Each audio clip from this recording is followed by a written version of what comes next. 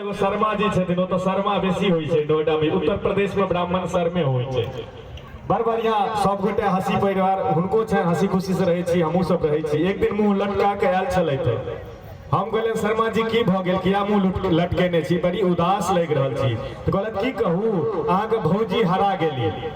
हम कहलिए अहाँ तो बड़ भाग्यशाली छी, हम तो कते कोबला पाती केने छी, एको दिन कतो गलतियों से हरा जैतथिन से कहाँ हरै छथिन। कतो कतो बड़का मेला ठेला में जे गलती से छोड़ियो के चल आबै छै तो हमरा से पहले घर पहुंच जाय छथिन।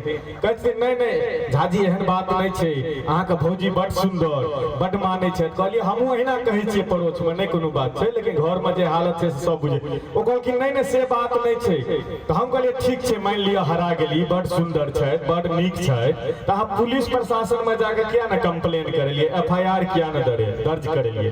प्रशासनिक पदाधिकारी छै एकटा व्यंग जे प्रशासन एखन वर्तमान दौर में भारतवर्ष में काज कर रहल छै, ओहि पर कहि रहल छी।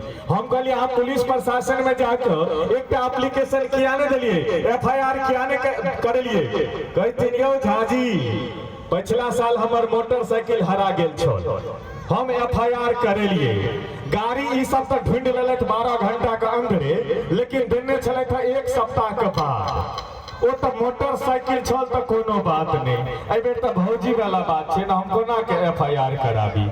अगर वर्तमान प्रशासनिक पर हम निक कमेंट मर्यादित